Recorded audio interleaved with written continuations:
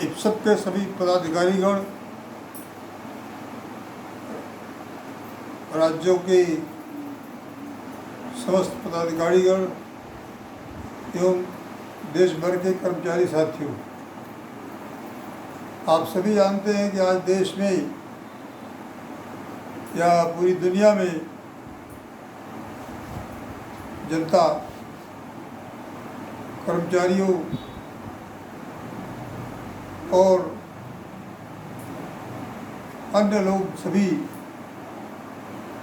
Corona 19 की बीमारी से त्रस्त हैं, परेशान हैं, अनेकों परेशानियां झेल रहे हैं। सरकारी कर्मचारी जो ख़ास तौर से चिकित्सालयों में, संस्थानों में काम कर रहे हैं, जैसे नर्सेज, पैरामेडिकल स्टाफ, सफाई कर्मचारी, वार्ड बॉय, अन्य तकनीकी कर्मचारी, ये अपनी जान पर खेलकर मरीजों की सेवा कर रहे हैं, अपने परिवार से भी अलग हो रहे हैं, देख नहीं पा रहे हैं उनको, फिर भी वो मरीजों की सेवा कर रहे हैं। इसका फल यह है कि अपने देश में ये बीमारी बहुत ज़्यादा नहीं फैली है। इधर कुछ दिनों से उसमें बढ़ोतरी हुई है, कुछ मौतें भी हुई हैं। उसके अनेक कारण है। पहले जमाती लोग यहाँ आए, उनके वजह से बीमारी बढ़ी। फिर उसके बाद ये जो प्रवासी मजदूर जो अपने घर जा रहे हैं, भेजा जा रहा है उनको सरकार द्वारा, उनमें भी संक्रमण फैल गया, जिसके कारण पूरा देश परेशान है। सरकार कर्मचारियों को जो मेहनत से काम कर रहे हैं उनको पुरस्कार देने की बजाय उनके वेतन में कटौती कर दी गई। भारत सरकार ने केवल महंगाई भत्ते की 3 किस्तों को रोका। उत्तर प्रदेश में सभी भत्ते समाप्त कर दिए गए और अन्य राज्यों में कहीं कहीं एक आध भत्ते बंद किए गए। यह दुर्भाग्यपूर्ण स्थिति है। इप्सप के आह्वान पर देश भर के कर्मचारियों ने 1 दिन का वेतन इस बीमारी के लिए, आर्थिक संकट के लिए जो देश में आया है, दिया है 1 दिन का वेतन। और सरकार चाहे अगर कहेगी तो हम और 1 दिन का वेतन दे सकते हैं। जो दिया है वो कई हजार करोड़ रुपए आता है। देश भर के 5 करोड़ कर्मचारियों ने दिया। वे पैसा भी दे रहे हैं, अपना काम भी कर रहे हैं, उनके भत्ते भी काटे जा रहे हैं। और अगर कर्मचारी अपनी पीड़ा सरकार से कहना चाहता है, अपनी कठिनाई कहना चाहता है, तो उसके ऊपर एस्मा लगा दिया जाता है। एस्मा लगाने का मतलब कि उसकी आवाज़ बंद कर दी जाए। अगर वह कुछ सरकार के खिलाफ बोलेगा तो वो कानून के अंदर अपराधी होगा, उसके ऊपर मुकदमा कायम होगा।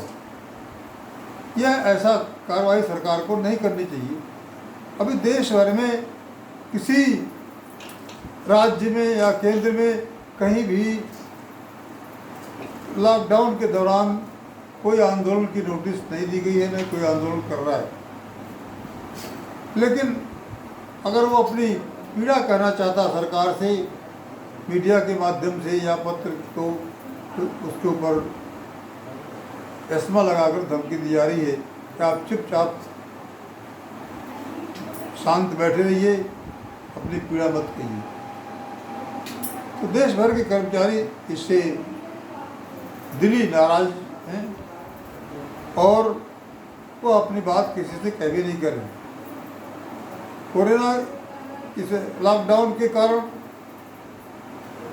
महंगाई बढ़ गई है, कर्मचारी के घर खर्चे बढ़ गए, बिजली खर्चा बढ़ गया है क्योंकि सभी बाहर रहते थे तो थोड़ा कम आता था, और तमाम पेट्रोल डीजल अन्य सुविधाओं के खर्चे बढ़ गए।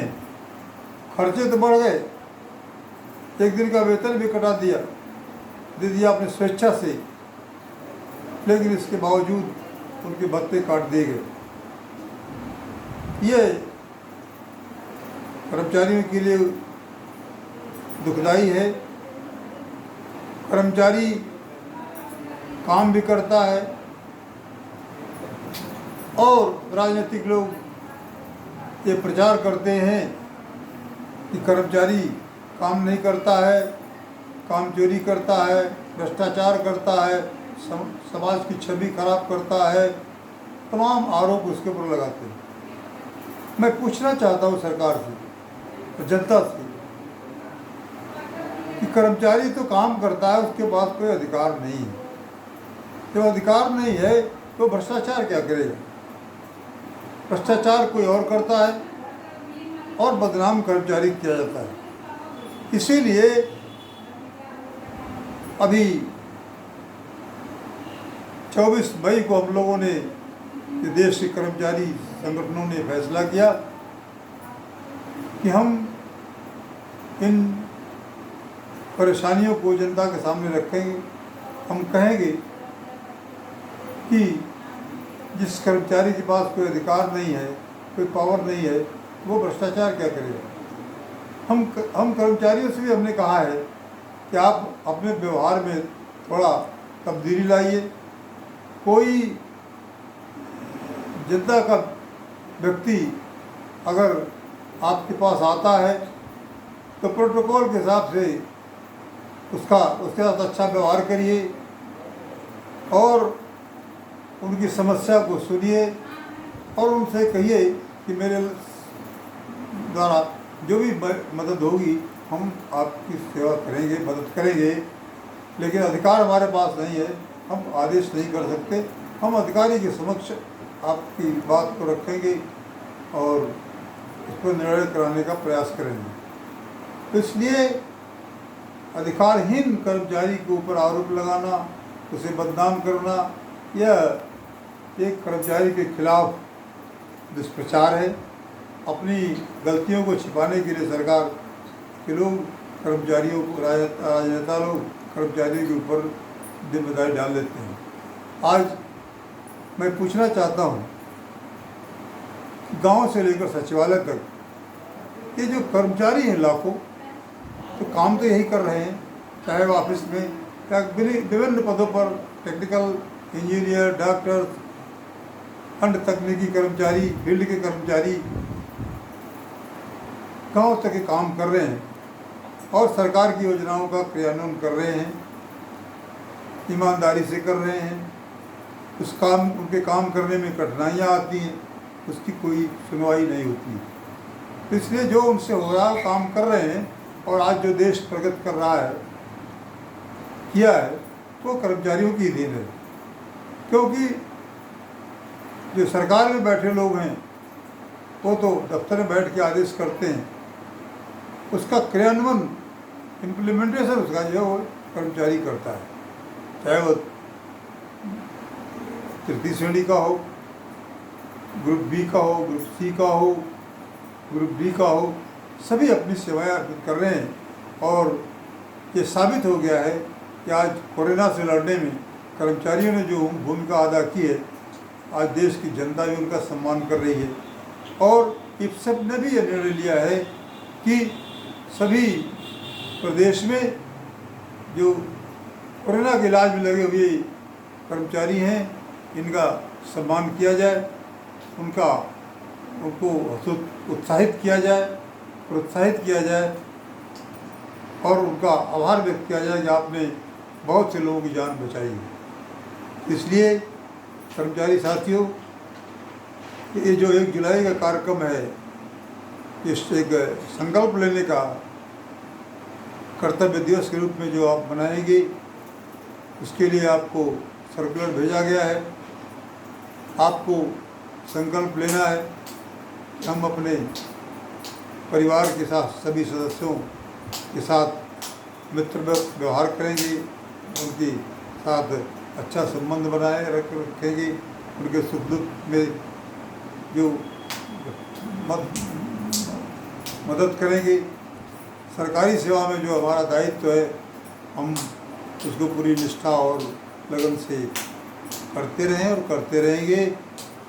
कोरोना में जो कर्मचारी लगे हुए हैं, वो लोग अपनी पूरी निष्ठा से काम कर रहे हैं और हमने अपील की कि जितना भी हो सके किसी तरह से इस बीमारी से मुक्ति दिलाने का दायित्व आप पर है, आप इसको दूर करिए। और हम सरकार से भी चाहेंगे कि कर्मचारियों और अधिकारियों, मंत्रीगण, मुख्यमंत्रीगण, सभी लोग जो एक परिवार के रूप में काम कर रहे हैं, सरकार की सेवा, जनता की सेवा कर रहे हैं, उनमें एक अच्छा मित्रवत संबंध रहे। हम सब मिल कर के एक टीम के रूप में इस बीमारी से विजय प्राप्त करें और देश की तरक्की में पूरा सभी लोग मिल कर के एक योगदान करें। हम कर्मचारियों के ओर से यह विश्वास दिलाना चाहेंगे कि देश भर का कर्मचारी जनता की सेवा में पूरी तौर से ईमानदारी और पूरी निष्ठा से जनता की सेवा करता रहेगा। और जो हमारी पीड़ा है, जो कर्मचारियों की पीड़ा है, ये समस्याएं हैं, जो उनकी कठिनाइयां हैं, इस पर सरकार जो मुखिया है उनको इस पर गंभीरता से विचार करना चाहिए, निर्णय लेना चाहिए। देश भर के कर्मचारी किसी पद पर काम करते हैं, तो जिस पद पर काम करते हैं वो चाहे देश केंद्र के हों, चाहे राज्य के हों, या पब्लिक सेक्टर के हो, या प्राइवेट सेक्टर के हो, ऑटोनोमस बॉडी के हों, उनको सबको एक समान वेतन भत्ते सुविधाएँ मिलनी चाहिए। हम इस पर अभी कोई बात नहीं कर रहे हैं, अभी केवल लॉकडाउन के बीच में जो सेवा जनता की करनी है वो कर रहे हैं। और इसके बाद हम सरकार से निवेदन करेंगे कि आप हमारे पीड़ा को भी समझिए, सुनिए और उसको दूर करने का प्रयास करिए।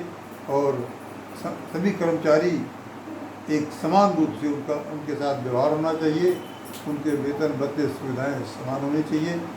इस पर हम बाद में बात करेंगे। फिलहाल हमारी कर्मचारियों से अपील है कि वो पूरी निष्ठा के साथ जैसा काम कर रहे हैं, मरीजों की सेवा में, देश की सेवा में वो लगे रहें, अपना काम करते रहें। और सरकार से भी हम चाहेंगे कि वो एस्मा जैसा कानून लगा करके कर्मचारियों को धमका करके काम लेने का प्रयास न करे। कर्मचारी का इतिहास है कि वो किसी धमकी के आगे कभी नहीं झुका है, चाहे वो सन 66 की दिल की हड़ताल रही हो, जो वर्ष 66 में 67 में हुई थी, चाहे वो 19 दिन की हड़ताल रही हो पूरे प्रदेश में।